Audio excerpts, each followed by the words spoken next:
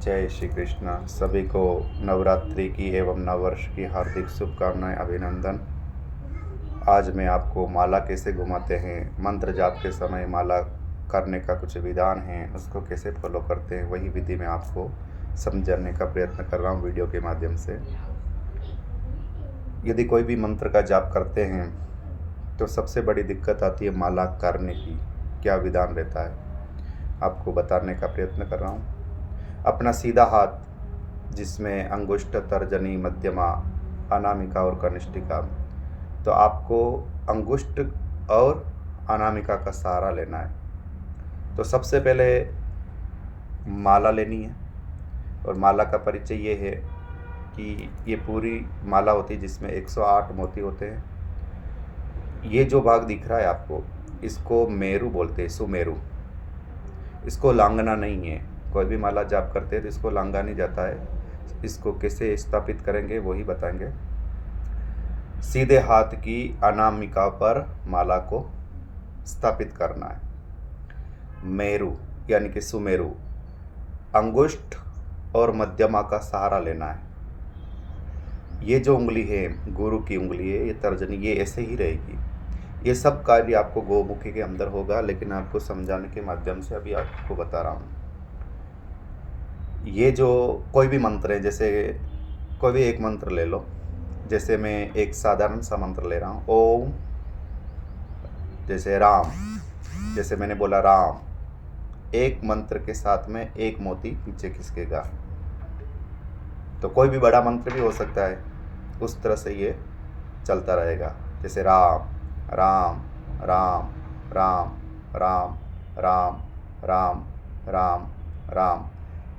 जैसे मेरा मंत्र चल रहा है वैसे मोती चलेंगे। यूँ नहीं कि मंत्र एक हुआ मोती 5 खिसक गए, ऐसा नहीं होना चाहिए, वो गलत है।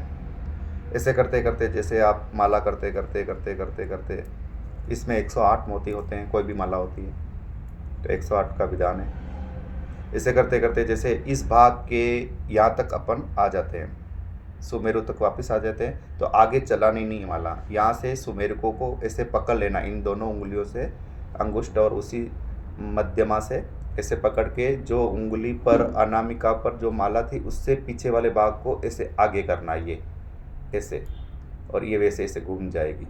वापस समझा देता हूँ, ऐसे ऐसे घूम के ये आ गई, तो ये काउंट हो जाएगी 1। फिर वापस एक माला हो गई, दूसरी माला के लिए तैयार हो जाए। इसी तरह से आपको इस माला को करना है।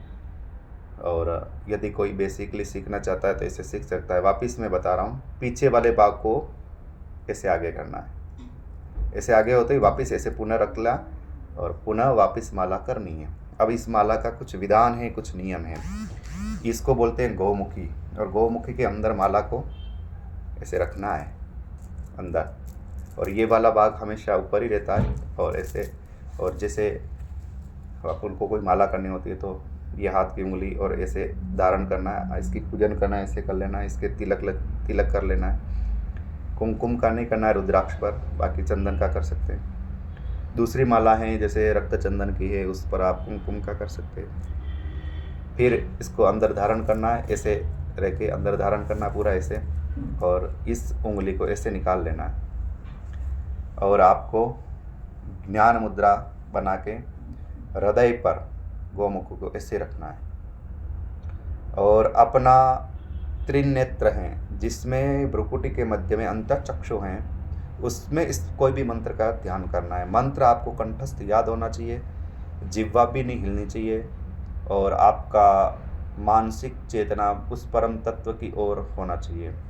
जैसे एकाग्रता, ऐसे आंखें बंद, श्वास चलती रहे और मंत्र जाप चलता रहे, बिना जिह्वा हिला, उपांशु मंत्र इसको करना है, ठीक है। और जो मंत्र आप करना चाह रहे हैं उसी को करना है। कितनी माला आप करते हो वो आपके ऊपर डिपेंड करेगा, क्योंकि माला में प्रतिस्पर्धा नहीं होती है। अंतःचक्षु से जो माला हो जाती है, अपने ज्ञान चक्षु के माध्यम से उतनी माला करनी है, और आपकी प्रैक्टिस पर ये सब कार्य होंगे। इसी तरह से आप अभ्यास करें, एक बार से कुछ नहीं होगा, लगातार आप अभ्यास करोगे तो शायद आपको सफलता मिलेगी। और ये माला करने का ही विधान है। कोई भी मंत्र जाप आप कर सकते हो।